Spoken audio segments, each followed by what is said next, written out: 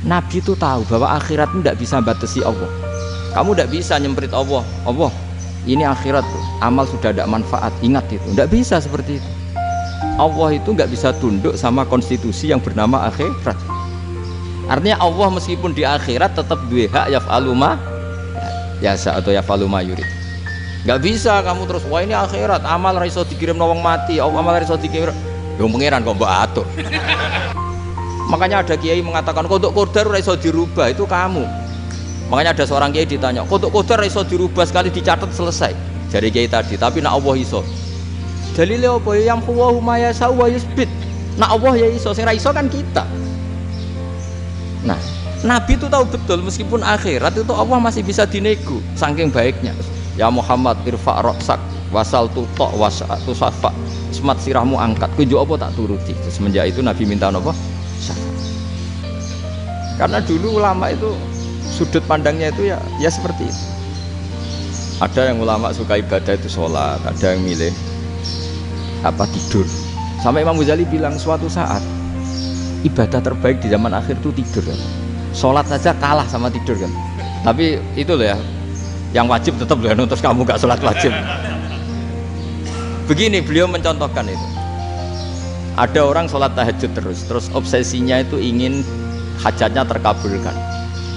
Sementara yang tidur obsesinya nikmati rahmatnya Allah, boleh tidur, bisa tidur. Kata Imam Ghazali, timbang kita tahajud terus nuntut pangeran aduk turun. Mergo engko dia akibat terus setan memberi bisikan, loh nyatanya kamu tahajud ya gak terkabul. Berarti cerita bahwa Nabi ngendikan kalau doa tahajud mustajab enggak. Daripada ngono ki aduk turu ora tau donga. Timbang ngabri-abri Islam gitu, timbang ngelek-ngelekin apa? Islam. Jadi ulama itu mulai dulu itu sudah berpikir. Banyak orang menjadikan tahajud, sholat malam itu media untuk hajatnya. Dan kalau nggak kesampaian ini mutung. Nyalahkan kiainya ijazah ramandi. Macam. Daripada ngono ora usah apa? Tahajud turu. Dan jenis kayak ini tuh banyak. Makanya ulama kayak saya itu seenake dhewe itu ya jarang. Saya sering didolani muhibbin terus bilang, Gus saya doakan gini-gini, saya mau nyalon bupati atau saya gini. Saya bilang gak waduh orang donga, nak ramandi darani ulama dongane ramandi. Nak mandi kamu jadi bupati tetap nganggep karena beli. Sopo sing ra roh bupati saya gak beli. Ribet kan? Ketika mereka jadi ngunsurkan doa kamu apa karena kemarin beli? Yang beli maksudnya, nggak beli nggak usah tersinggung. Jadi ribet ngadepin. Nggak, artinya gini loh, doa itu jangan dipakai begitu. Kalau minta nasihat tak nasihati, jadi bupati yang baik, gubernur yang. Kalau minta doa itu resikonya. Akhirnya kiai kalau diminta doa ya doa, sebenarnya diisinya itu nggak doa kemenangan. Itu nggak selamat gitu. Karena ribet. Makanya Islam itu doa itu setelah iman. Aturan iman benar baru doa. Aturan iman benar termasuk Allah itu yaf'alu ma yasha, boleh melakukan yang dikehendaki. Allah nggak boleh terdikte oleh doa kita, nggak boleh. Ya saya ulang lagi ya, mazhab Hasan Asy'ari ini khas kita.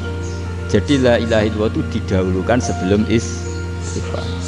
Tapi kebalikannya mazhab Imam Sanusi itu dibalik. La ilaha illallah itu kalimat yang sakral. Karena yang sakral dibutuhkan muqaddimah, yaitu yang melafadzkan harus yang sudah bersih, yang sudah steril baru melafadzkan la ilaha illallah. Maka dalam mazhab Sanusiyah istighfar dulu baru la ilaha illallah. Nah, dalam mazhab Abul Hasan Asy'ari kebalikan, istighfar itu sah setelah sahnya tauhid. Kamu ikut mana tuh? Sadili apa Sanusiyah? Alhamdulillah sama-sama tidak paham, ya sudah. Akhirnya sudah, ya saya nggak kemana-mana kan. Jadi apa ya? Terus ini saya teruskan, ini biar khas pesantren atau khas NU lah, kalau bahasa Pak Rektor khas NU. Ini ben sampean tahu beberapa perbedaan itu lazim. Halaman 24 ya, halaman 24 sama 25 tak baca, ini masih orisinil. An Sufyan bin Uyainah, ini juga gurunya Imam Syafi'i. Kata Sufyan bin Uyainah, beliau cerita, kana Isa wa Yahya alaihi salam ya'tiyanil qaryah fayas'alu Isa an syirari ahliha wa yas'alu Yahya an khiyari ahliha. Jadi Nabi Isa dan Nabi Yahya itu satu generasi, sama-sama masih muda. Kalau di satu kampung yang Nabi Yahya tanya, ini keluarga terbaik siapa? Saya mau nginap di situ karena kumpul orang baik itu nyaman. Kalau Nabi Isa kebalikan, keluarga terburuk mana ya, saya tak di situ. Nah terus akhirnya faqala lahu Yahya lima tanzilu ala syirarin nas. Kenapa kalau kamu bermalam kok malah kumpul orang-orang yang nakal? Innama ana tabibun udawil mardo. Saya ini nabi, para dokter. Di mana-mana dokter yang ngumpuli yang sakit, ngobati yang sakit. Makanya di NU itu ya banyak kiai jazab mengumpuli yang nakal-nakal. Nak tepak yang ngentas yang nakal, nak ora tepak ya katut. Ini adu nyali lah sudah gitu. Tapi itu ada ilmunya, yaitu niru Nabi siapa? Isa.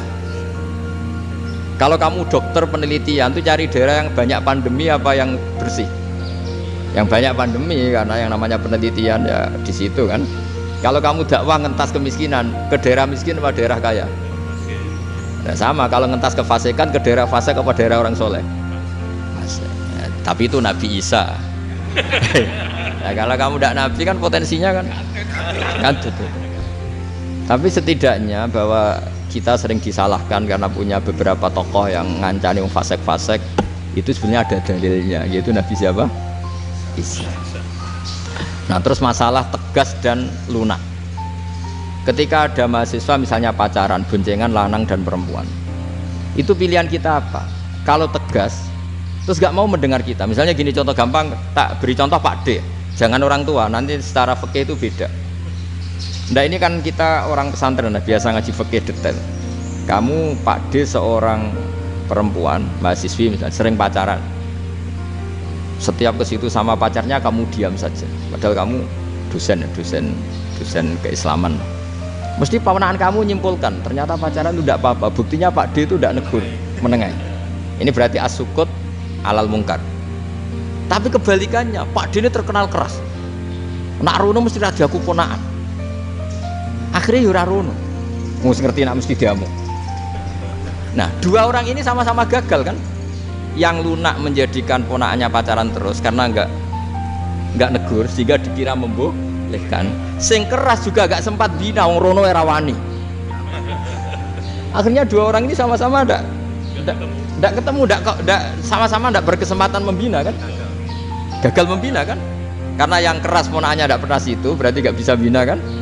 Yang lunak membiarkan berarti juga ada bina. Nah, Islam itu antara dua itu. Ya agak terlalu lunak, enggak terlalu keras. Karena kalau terlalu keras, misalnya ada kiai terlalu keras, ya masyarakat mau tanya itu gimana? Lari kan? Dulu saya ini punya pengalaman pribadi. Saya ini kan kecelok orang alim. Itu kalau pernah ya saya itu berusaha ya pokoknya ya umumnya orang alim lah, tenang terus anteng, enggak gejlok-gejlokan. Itu enggak ada yang tanya. Saya mimpi ketemu beberapa ulama itu disalahkan. Terus umat saya kalau mau tanya itu ke siapa? Wong alim wis wibawa, meneng tambah banget wibawa.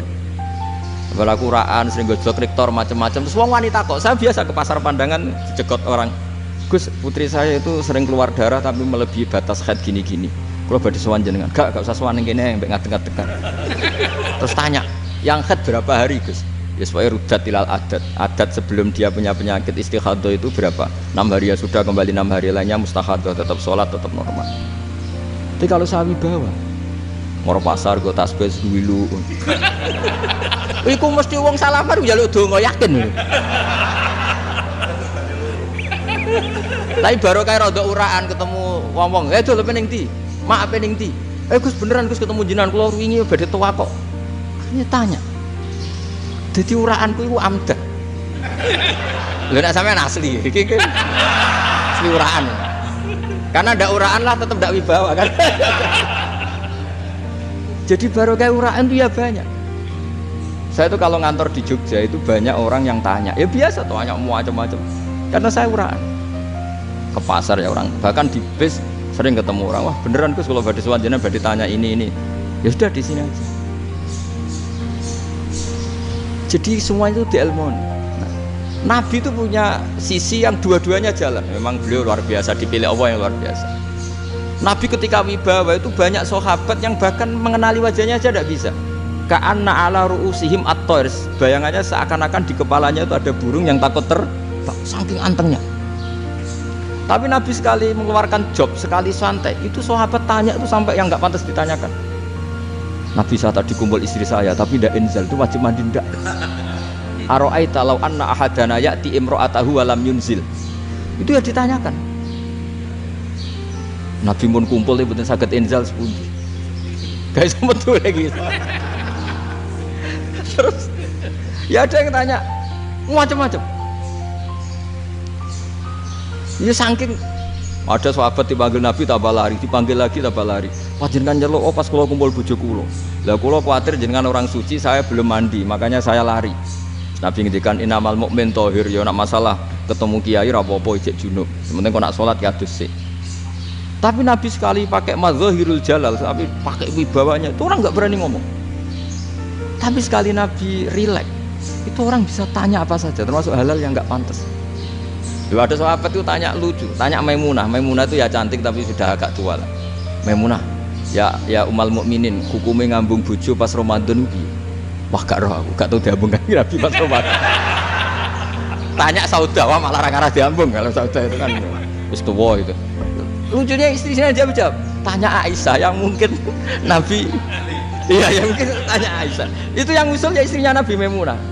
Selalu Aisyah, tanya ke Aisyah. Ya Amirul, ya umal mukminin gini-gini.